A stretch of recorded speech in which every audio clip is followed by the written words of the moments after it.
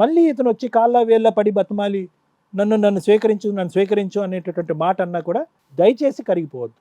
ఎందుకంటే నీకు ఆ సెంటిమెంట్ ఉంటుంది. ఎందుకంటే కనుక అరే నేను లీగల్గా పెళ్లి చేసుకున్నాను, పెద్దల సమక్షంలో అందరికీ ఏం సమాధానం చెప్పుకోవాలంటే కనుక అందరికీ ఒక మోసపూరితమైనటువంటి వ్యక్తిని గుడ్డిగా నమ్మి ప్రేమించి పెళ్లి చేసుకున్నాను అనేటటువంటిది ఓపెన్గా చెప్పేసి పర్లేదు. దానివల్ల కొద్ది సిగ్గుచేటు పరువు తలదించుకునేటటువంటి పరిస్థితి ఉన్నా కూడా ప్రాబ్లం లేదు. అంతేగాని సమాజం గురించో పరువు గురించో పెళ్ళి అనేటటువంటి దాన్ని కాపాడాలనో పెద్దల్ని పరువు కాపాడాలనే ఉద్దేశంతో ఇలాంటి మనిషిని మళ్ళీ స్వీకరిస్తే కనుక ఈజ్ అన్ ఆపర్చునిస్ట్. ఆపర్చునిస్ట్ అంటే మీకు తెలుసో తెలియదు, అవకాశవాది. ఇక్కడ పిల్లలు వద్దు తీసేస్తాడు, అక్కడ పిల్లలు కావాలి ఉంచుకుంటాడు. ఆ అమ్మాయి వాడేసుకున్నాడు ఇంకొద్దు, ఆ అమ్మాయి డబ్బులు గిబ్బులు అడుగుతుంది కాబట్టి ఆ అమ్మాయిని డిలీట్. నీకు భార్య అనేటటువంటి లేబుల్ కావాలి కాబట్టి నిన్ను పక్కన ఉంచుకున్నాడు. అంతేగాని నీ మీద ఏమి ప్రేమ అనేటటువంటిది ఏం పొంగిపోవట్లేదు. అవకాశవాది, ఆపర్చునిస్ట్.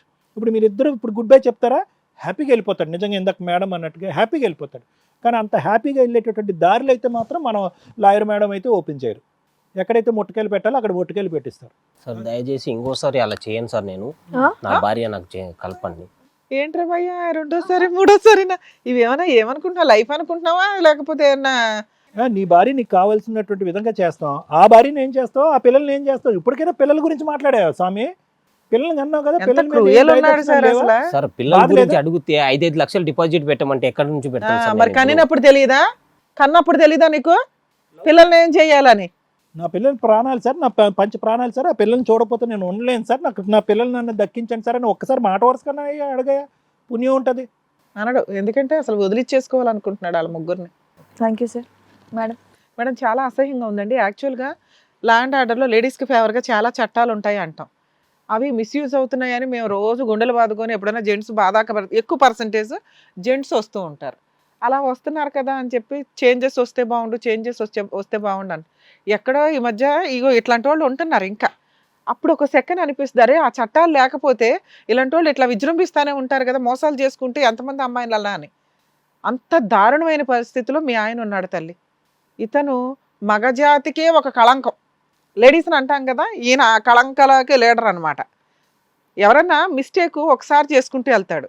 ఈయన నువ్వుండగా సైమల్టేనియస్గా ఇంకో అమ్మాయిని కూడా లవ్ చేసి ఆ అమ్మాయికి ప్రెగ్నెన్సీ చేసేసి నీకు ప్రెగ్నెన్సీలు రాకుండా అట్లా స్టోర్ చేసి పెట్టాడు. అది ఎంత క్రూయల్ అనిపిస్తుందో నీకు తెలుస్తుందా? నా భార్య కావాలని నిన్నెందుకు అంటున్నాడో తెలుసా? నువ్వు సొసైటీలో అందరికీ తెలిసిన వైఫ్కివి. రేపొద్దుట మీ ఇంట్లో వాళ్ళకి చెప్తే తోలు తీసి ఆరేసేస్తారు. సో ఈ అమ్మాయికి అంటే రైట్స్ లేవు. అక్కడ వాళ్ళని చూస్తే అర్థమవుతుంది, సైలెంట్ పర్సన్లే, వీళ్ళని వదిలేస్తే నన్నేమీ చెయ్యలేరు, ఏం చేసుకుంటారో చేసుకొని అనే ఒక డేర్ స్టెప్ అతనికి. అలాంటి వ్యక్తికి లీగల్గా 2 చెంపలు వాగిపోవాలంటే అటు నువ్వు ఇటు ఈవిడ కూడా కరెక్ట్ డెసిషన్స్ తీసుకోవాలి. పెళ్ళయింది కాబట్టి నన్నే కావాలంటున్నాడు కాబట్టి నాకు ఇతను ఉంటే బెటర్ అండి అని నీకు ఎక్కడన్నా 1% అనిపించినా కూడా బ్రెయిన్లోంచి తీసేయండి. ఎందుకంటే ఇది మా రిక్వెస్ట్. ఈ వ్యక్తికి ఎవరు భార్య అనే పాత్రకి సెట్ కారు. వాళ్ళని అక్కడ స్టోర్గా ఒకళ్ళు ఉంచుకొని ఇంకో స్టోర్కి వెళ్ళి ఇంకో దుకాణం ఓపెన్ చేసి ఇంకో స్టోర్కి వెళ్ళి ఇంకో దుకాణం ఓపెన్ చేస్తాడు. అర్థమవుతుందా? మీరు ఇందాక అన్నారు కదమ్మా అసలు ఏం చేస్తారు మీరు అంటే, అసలు మీరు ఇప్పుడు తెలిసిన దానికి మీరు షాక్ అవుతున్నారు, మాకు అర్థమవుతుంది. మీరు ఉండగా ఇంకొక ఆవిడతో 2 పిల్లల్ని కన్నాడు, 4 సంవత్సరాల నుంచి నీకు తెలియకుండా మేనేజ్ చేశాడు. మీరు ఏమనుకుంటున్నారు, ఎవరితోనో ఫోన్లు మాట్లాడుతున్నాడు ఏంటి అనేది మీ అనుమానం. అది తెలుసుకోవడానికి ఇక్కడ దాకా వచ్చాడు.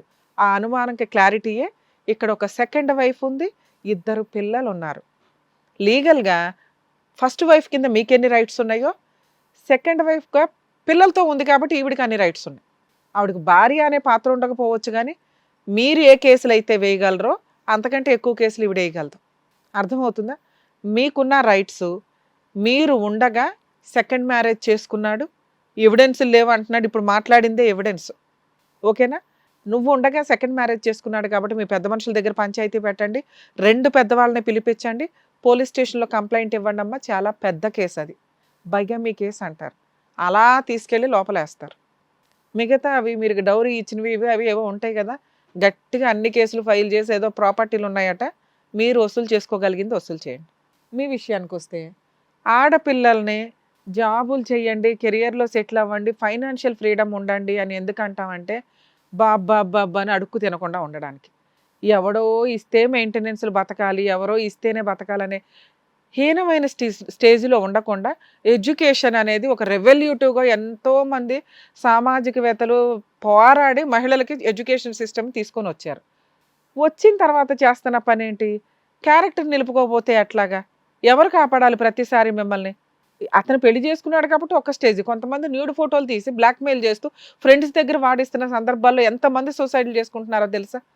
ఎందుకు తల్లిదండ్రులు పెళ్లి చేస్తారుగా అంత ఒళ్ళు కొవ్వెక్కి చేయాల్సిన అవసరం ఏముందమ్మా? ఈ రోజున ఇద్దరు పిల్లలకి తండ్రి ఎవరు అనే క్వశ్చన్ మార్క్ తీసుకొచ్చి పెట్టావు నువ్వు. అక్కడ పెళ్ళి అయిపోయి ఒక లవర్ ఉండి పెళ్లి చేసుకొని హ్యాపీగా ఉన్న వ్యక్తి సైమల్టేనియస్గా నిన్ను ఎంత నరకాలు పెట్టాడో నీకు అర్థమైందా? అర్థమైంది మేడం. ఆ వచ్చిన పావలాతో అక్కడ ఆవిడకి ఇవ్వట్లా, ఆవిడ తెచ్చిన డబ్బులు నీ దగ్గర మెయింటైన్ చేస్తున్నాడు, నువ్వు ఇచ్చిన డబ్బులు అక్కడ మెయింటైన్ చేస్తున్నాడు. నీ గోల్డ్ ఉందా తల్లి? ఉన్నది తీసుకెళ్ళి తాకట్టు పెట్టాడా? పెట్టాడు మేడం.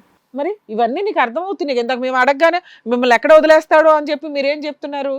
బాగా మెయింటైన్ చేశాడండి ఇల్లు కొన్ని అంటున్నావు. రోజుల వరకు మెయింటైన్ చేశాడు మేడం. ఆ తర్వాత అంతా నిన్ను నువ్వే పోషించుకుంటున్నావు కదా, నీ పిల్లల్ని నువ్వే పోషిస్తున్నావు కదా నీ శాలరీతో. మీరు ఎక్కడ లైఫ్ లో వీళ్ళని పోషించలేము అన్నట్లు నాకు అబద్ధాలు మాట్లాడక నన్ను వదిలించుకోవాలని చూస్తున్నాడు మేడం. వదిలిచ్చేసుకుంటాం కాదు, నువ్వు వదిలేయాలి. అసలు ఇప్పుడు పిల్లలకి నువ్వు వేసే కేసు ఏదంటే ఫస్ట్ వైఫ్ ఉందన్న సంగతి నీకు తెలియదు. మిమ్మల్ని మ్యారేజ్ చేసుకున్నాడు, ఇక్కడ అడ్మిట్ అయ్యాడు, చీటింగ్ కేసు పడుతుందమ్మా, 498 పడుతుంది. Domestic violence, maintenance.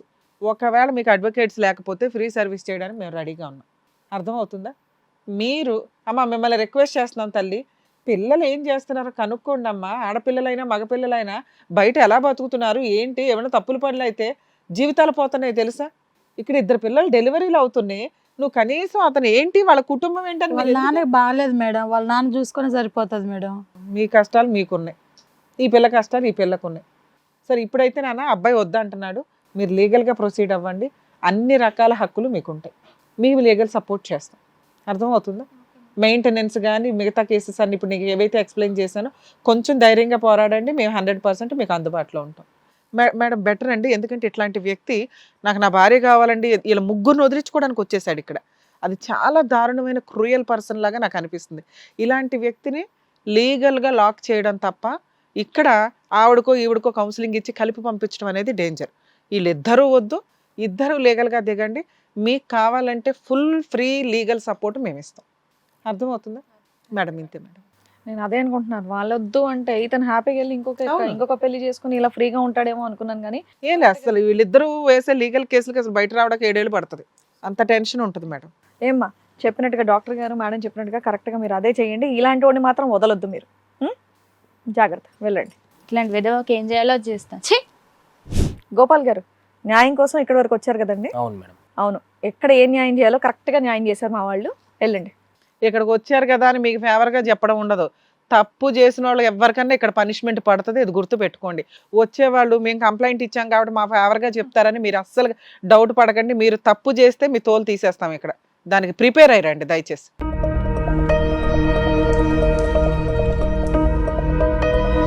వచ్చిన వాళ్ళకి కరెక్ట్గా బుద్ధి చెప్తారు. Thank you so much Thank you. Sir, thank you so much madam. మరో కథతో మళ్ళీ కలుద్దాం.